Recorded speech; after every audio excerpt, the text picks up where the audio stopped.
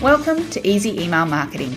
I'm your host, Yael Keown, mum, FIFO wife, MBA, coffee lover, Survivor superfan, and creator of the email experience.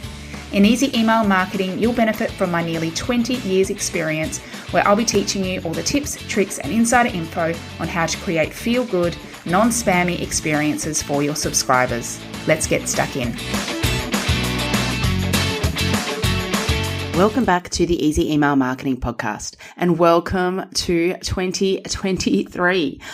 Obviously, with this episode dropping on January 2nd, I'm not actually recording this in the new year, but at the same time, it is coming in fast, and I am definitely in that mode of planning and thinking about all the potential things for next year. But when thinking about this episode, I thought I could perhaps do something around goal setting or planning, but I'm really sure you've had a ton of that in your earbuds and in the podcast feeds over the last few weeks.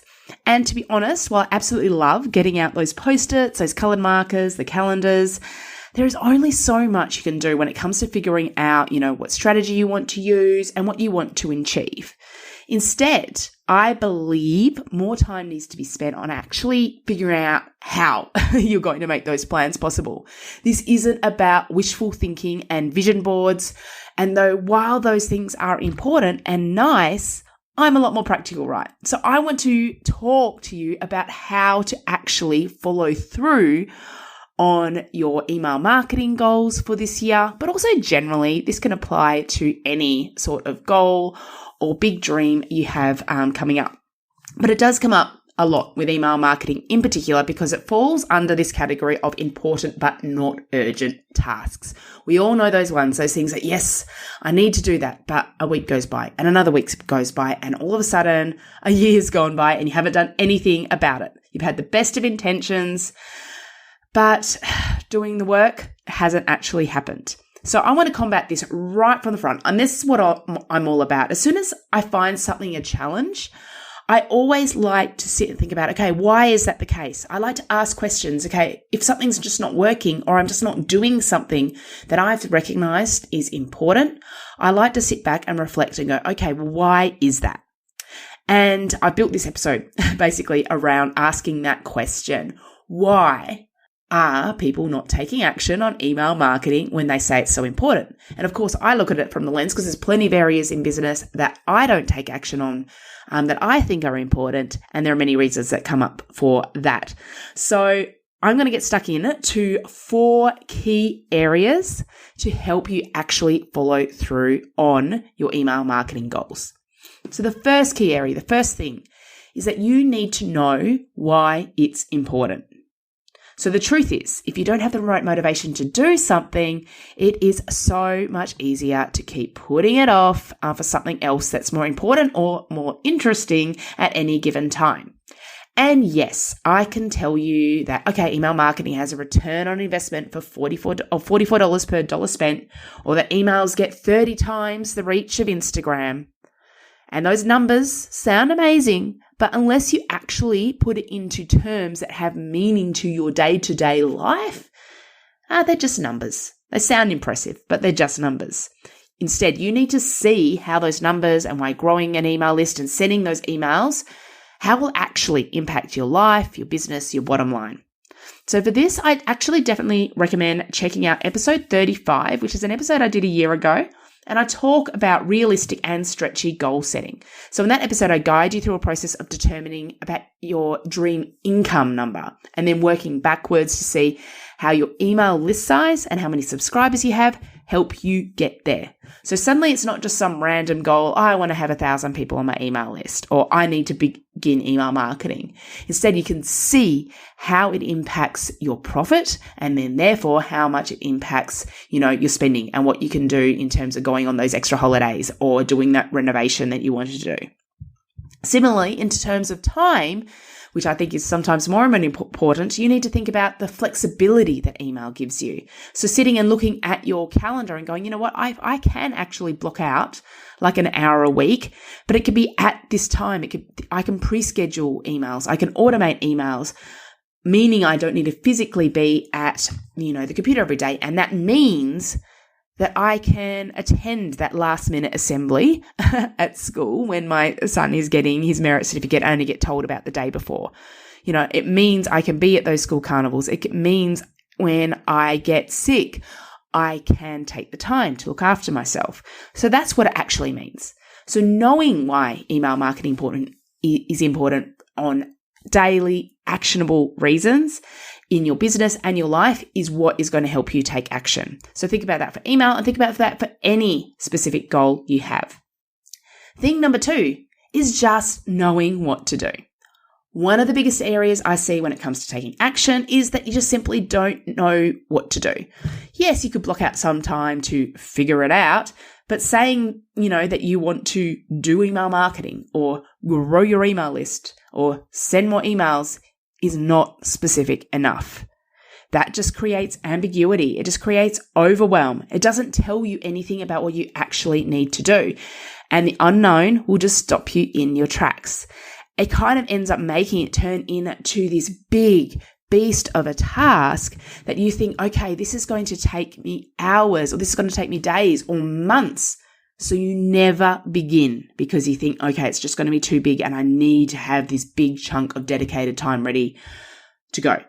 So let's stop that right now and we'll help you out right there. Firstly, if you are starting from scratch, listen to episode 37 where I talk about how to get started with email marketing. Or if you need to get started again, so you have a list, but you perhaps haven't emailed in a while, listen to episode 8, where I talk you through my re-engagement process and how to get restarted with email marketing. If you already have an established list, but you know there's things you want to do in terms of automation or creating better experiences for your subscribers, then there's 2 ways you can look at this. The first way is identifying gaps. So in episode 58, I share my 5 email experiences framework. This is the foundation of the email experience program. And inside, I have different levels in each of the 5 experiences. And basically, this is a quick thing you can go to and go, okay, do I have this set up? Yes. Do I have this set up? No. Do I have this? And making sure it's all across each of the 5 experiences that you have a very well-rounded email marketing setup. But have a listen to episode 58 where I talk you through the 5 experiences and you might be able to identify, oh, that's a big glaring gap and that's something that I need to fix.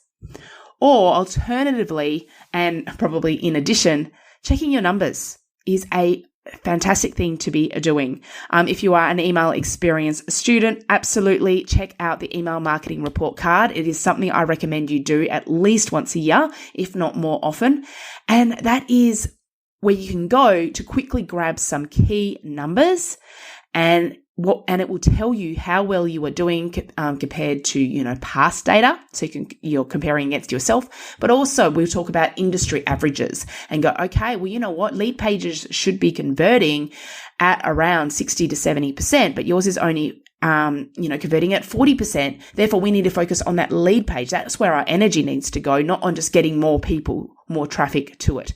And so looking at those different things and seeing where the gaps are, what needs to improve and what's working well. So what things you can just keep throwing traffic at and see what works. So always looking at those numbers to make an informed decision about your priorities. So that's thing number 2, knowing exactly what to do beyond the generic, I'm going to do email marketing. Block in the time to figure this out, listen to those quick episodes to get some guidance and just identify your next 2 or 3 steps. You do not need to have the whole thing figured out. You just need to know the next thing for you to do. And I'm sure once you figure that out, you'll be able to look through the back catalogue of these podcast episodes and figure out, what you actually need to do and get some specific guidance on that. And thing number 3 is, of course, finding the time. It is no good deciding you're going to do email marketing or any business task when you don't have any time in your calendar to actually doing the work. That is just wishful thinking. And I guess along these lines as well is doing like a full year's plan, but then, trying to plug everything to happen in the first quarter. And then the rest of the year is kind of very broad, but you feel like you have to do everything in January. I do that. So that's why I'm sharing that one. But unless you've got the time, unless you actually see something in your calendar, it is not going to happen. So you must create space for your email marketing, and you must create space for any of these important tasks. But when it comes to email marketing, there are two different areas that you need to be blocking out time for. The first one is your regular emails. So with email marketing, of course, we've got if I want to send out an email every week, I need to set aside the time to write that email every single week. So my biggest tip for this one is to habit stack this. So if you've listened or read James Clear's Atomic Habits, you might have heard of habit stacking. I use it for things like, taking my vitamins every day. It's like getting into that habit initially was really, really difficult until I tied it to, I always have a smoothie every single day. So I'm going to add in the act of having my vitamins straight after my smoothie. And now it's become a habit.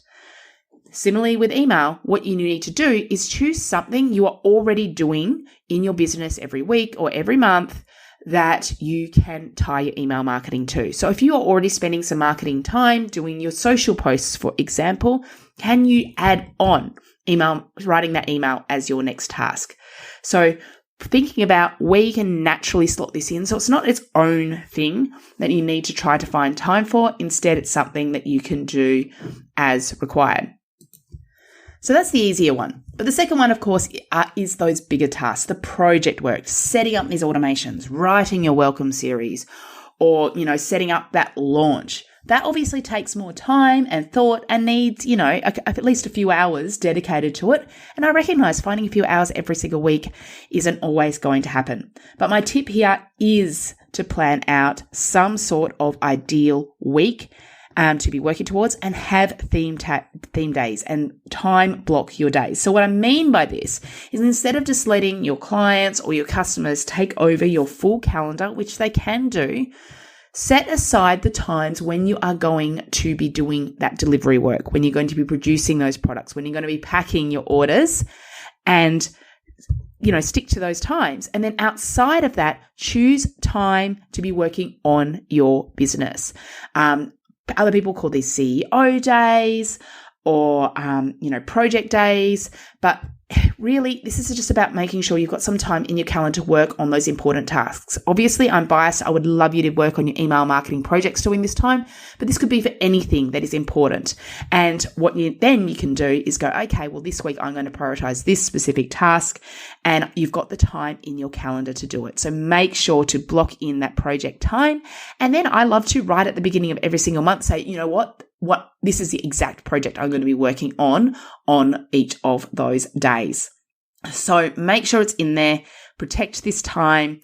Side note, don't make it a Friday, because if things are left till a Friday, it's easy to put it off until the next week. We want to use some of your positive, more refreshed energy. So make sure that time is in there. So have a look at your week. I love to do that every quarter myself, and actually really look out, along the lines of the school terms, what we've got going on for my personal and professional life, and make sure I've got this protected time to work on my highest priorities, those important but not urgent tasks. And then finally, thing number 4 is to get accountability or support. If you're highly self-motivated and know that once something is scheduled in, you will do it, then feel free to disregard this point. But if you were like me and you need some sort of a deadline or accountability to actually do something, then please know that about yourself and leverage it to your advantage. And you can do this in a few ways. You can create accountability in a few ways. One is to communicate to your audience your commitment to do something. So for example, as part of the re-engagement process, I share in that, as part of the emails that you're going to be sending, you say, I am wanting to create more helpful content and share amazing stuff with you, and you ask some market research questions. But by the act of doing that, you're saying, I'm committed to actually doing something with this information that you send through. So I'm going to make that happen. Furthermore, you can say, I am going to email you every single Monday. You can make that commitment if you know that will help you actually follow through. A second hack is to hire someone to edit or schedule your emails for you. So this is more for those regular emails. If you already have a VA or someone on your team to do your marketing or your admin, this is something perhaps you could give them to do. And by doing this, all of a sudden you've got someone to be accountable to. You've got to deliver the raw content to them by such and such a time. So I do that with this podcast. I absolutely would not get this podcast done every single fortnight if I was not paying someone to edit it and get it out there. But the fact that I have a deadline every single fortnight to get this done means it happens. Idea number 3 to help make this happen, or to get the accountability and support you need, is, of course, to have the support of the community like the email experience. So that is somewhere that will help you get the direction, the next steps. You have a place to ask those niggly questions, to get feedback, to get reviews, to give you that confidence that you need to follow through. And you're doing it with a community of people who are doing the same thing as you. So if that interests you, absolutely join the waitlist for the email experience. I will be launching again early this year. So you can learn more at yaelkeown.com/experience.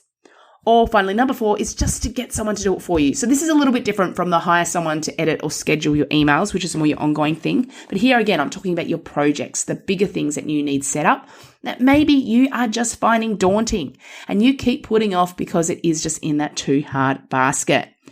If that is you, then absolutely, you can outsource someone setting it up so it's ready to go, and then empowering you to use it. So you know exactly who to send the emails to and who's getting what automations, that it's all done properly.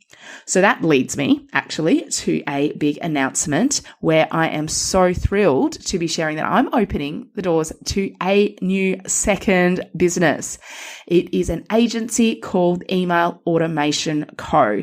And our goal is to help you get set up with your email marketing as quickly and as efficiently as possible, using the best practice, all the tips, all the insights, and all the knowledge I have built over the last 5 or so years working with hundreds of small business owners, from e-commerce to services to selling digital products, knowing what works best for them. So we can get your Klaviyo set up for your e-commerce or your ActiveCampaign for your other business types, and have it all set up so you know exactly who is getting what emails. It's set up to best practice, and you can just take it away and get started. And we can also migrate to these platforms for you as well if that's something that you need. Or if you're already set up and you're feeling like things are just that little bit of a mess, or you're just unsure about if you're sending your subscribers through the correct experiences, it's just not optimized, you can book a VIP day with me and I'll get in there and sort it out. So we'll basically map out your ideal setup, we'll fix all your lists and your segments and your tags and get your automations going so your subscribers are getting the right emails, and so you can start tailoring different experiences for different subscribers. So you've got those automations, or when it comes to sending those emails, you can be confident you're sending the right things to the right people and you're not sending to people that are just not going to be interested. So you can check all of that out at emailautomationco.com. Okay, so that is 4 different areas I want you to think about to help you actually follow through on your email marketing or any business goals. Firstly, know why it's important. Secondly, know what you need to do specifically. 3, schedule it in. And 4, get accountability and support. And if you do want me to support you, I would love to do it either through the email experience at yaelkeown.com/experience, or do it for you through the Email Automation Co. at emailautomationco.com. All the links are in the show notes. Thank you so much for joining me today. I would love to hear from you about what you've enjoyed from this episode or what you want to know more about. And what you might want me to talk about in 2023. So let me know over on Instagram. I'm at Yael Keown, and have a wonderful year. Thank you for listening to Easy Email Marketing. It's an absolute honor that you chose to listen. If you love this episode, then it would mean the world to me if you could leave a review so that others can find this podcast and make their email marketing easy too. Finally, make sure to subscribe so that you don't miss a thing. Until next time, have an awesome day and make sure to keep showing up and serving in those inboxes.